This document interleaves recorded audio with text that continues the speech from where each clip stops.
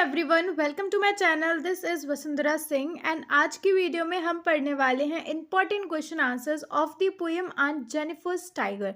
Okay, तो यहाँ पर जो है सबसे पहले हम पोएम की समरी देखेंगे and then we will continue with the important question answers. Okay, तो ये जो पोएम है ऑन जेनिफर्स टाइगर, इसको लिखा गया है एड्रिन रिच के द्वारा। यहाँ पर जो है ऑन जेनिफर की बात करी गई है, जो कि एक टिपिकल हाउसवाइफ है एंड ये टाइगर्स को एम्ब्रॉयडर कर रही हैं on the screen with the help of wool.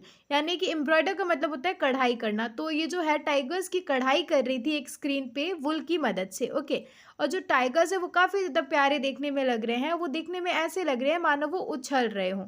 And हमको देखने को मिलता है जो ग्रीन ट्रीज़ है उनके बीच में ये टाइगर्स ऐसे नज़र आ रहे हैं, एकदम ब्राइट येलो कलर के। ओके, एंड इन ट्रीज़ के नीचे कुछ आदमी भी खड़े हैं, बट जो टाइगर्स हैं इन आदमियों से डरे हुए नहीं नजर आ रहे हैं। वो स्टिल उतने ही चिवैलरिक, उतने ही ब्रेव नजर आ रहे हैं। ओके, बट जो आंट जेनिफर है वो खुद काफ़ी ज़्यादा बूढ़ी हो चुकी हैं एंड उनके लिए आइवरी नीडल को पुल करना भी बहुत ही ज़्यादा मुश्किल हो रहा है। यानी कि जिस नीडल की हेल्प से वो एम्ब्रॉयडरिंग कर रही हैं वो उनको पुल करना भी काफ़ी ज़्यादा मुश्किल हो रहा है। उनकी जो फिंगर्स हैं वो फ्लटर कर रही हैं, काँप रही हैं। She feels as if her hand failed to work under uncle's pressure, she can do nothing without his command. कहने का मतलब ये है कि ऐसा लग रहा है मानो अंकल ने, यानी कि उनके हस्बैंड ने उनको पूरी ही लाइफ इतना ज़्यादा डोमिनेट किया है, इतना ज़्यादा क्रूएल्टी से डोमिनेट किया है कि वो उस चीज़ को अपनी लाइफ का पार्ट मानती हैं। वो उनकी कमांड के बिना कुछ काम कर ही नहीं पाती हैं। And then the poet imagines that when aunt Jennifer dies her terrified hands will still be ringed with her usual chores.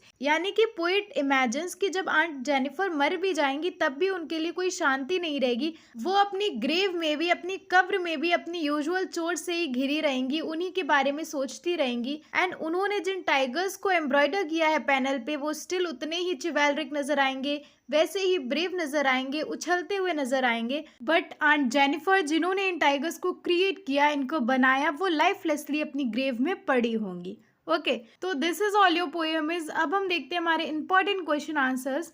हमारा पहला क्वेश्चन है, what lies heavily on aunt Jennifer's hand, how is it associated with her husband. तो अगर आपने poem देखा है तो यहाँ पर बात करी जा रही है उनके वेडिंग बैंड के बारे में, है ना। और जब वेडिंग बैंड की बात हो रही है तो हस्बैंड से तो रिलेटेड होगी ही, है ना। तो answer will be the massive weight of uncle's wedding band lies heavily on aunt Jennifer's hand. She is tied to the daily chores of uncle's home. She has no liberty or will of her own. यानी कि aunt Jennifer की wedding के बाद से उनको uncle के घर के सभी चोर्स करने होते थे एंड वो उन्हीं कामों से बंध गई थी। उनकी खुद की कोई भी लिबर्टी, कोई भी इच्छा नहीं रह गई थी। Next question, why do you think aunt Jennifer created animals that are so different from her own character? What might the poet be suggesting through this difference? तो हो सकता है according to the poet aunt Jennifer in tigers के through अपने husband को portray कर रही हूँ, या फिर एक और पर्सपेक्टिव दिया गया है, एक और सजेशन दी गई है कि हो सकता है यहाँ पर ये पोर्ट्रे किया जा रहा हो कि वुमेन ही जो है आदमी को बनाती हैं एंड फिर बड़े होकर जब ये आदमी ग्रो अप हो जाते हैं तब ये वुमेन्स को ही डोमिनेट करते हैं। ओके, तो we will write the answer like, perhaps Aunt Jennifer created through the tigers a picture of her own husband. There is also a suggestion that women create men, but those very men dominate and tyrannize over women when they grow up. Next question is, describe the tigers created by Aunt Jennifer. तो Aunt Jennifer ने जिस तरह से tigers को embroider किया है आपको उनको ही describe करना है। Okay, तो Aunt Jennifer's tigers are of bright yellow color. They are denizens of a world of green. देखो, डेनिजन्स का मतलब होता है इन हिंदी निवासी, यानी कि कहीं से बिलोंग करना, ठीक है। तो जो टाइगर्स है वो वर्ल्ड ऑफ ग्रीन यानी कि ग्रीनरी से ही बिलोंग करते हैं, वो ट्रीज फॉरेस्ट में ही रहते हैं, है ना। So they are denizens of a world of green. They have no fear of the man under the tree. They are prancing across the screen proudly and fearlessly. Okay, so next question is, what kind of orders is Aunt Jennifer surrounded by?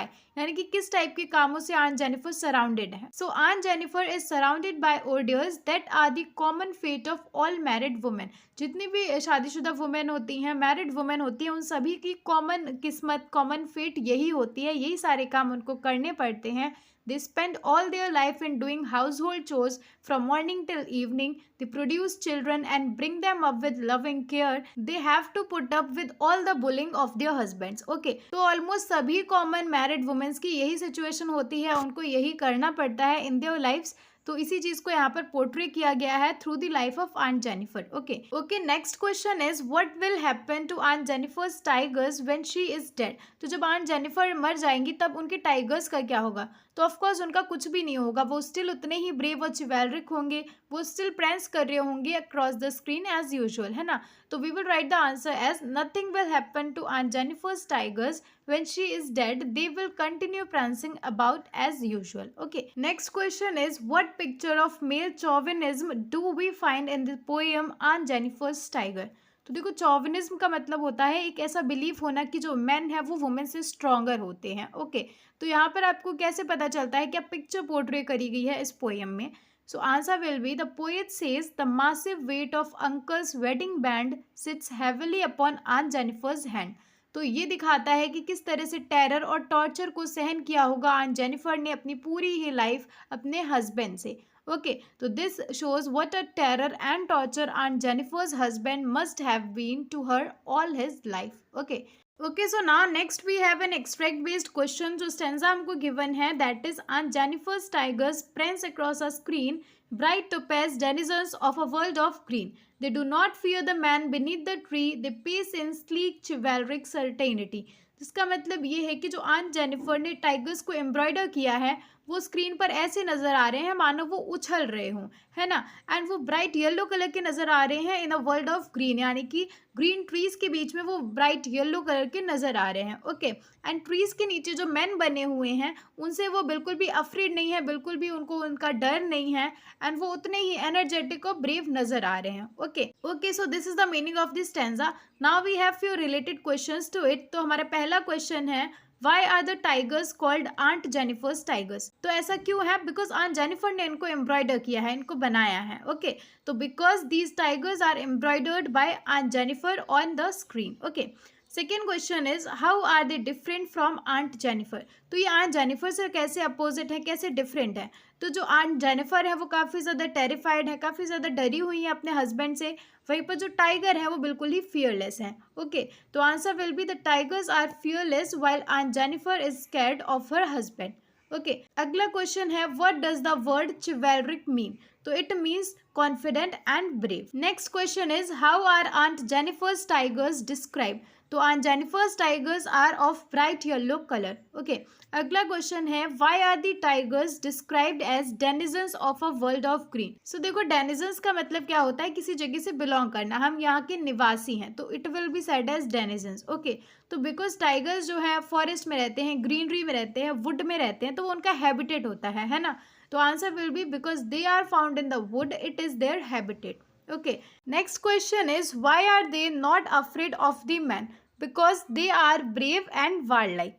Okay, तो यहाँ पर हमने काफी सारे important questions को discuss कर लिया है and that's it for today's video. Thank you so much for watching, do like the video, subscribe to my channel and हम मिलेंगे हमारे नेक्स्ट वीडियो में विद अनदर टॉपिक। तब तक रुक जाना नहीं तू कहीं हार के।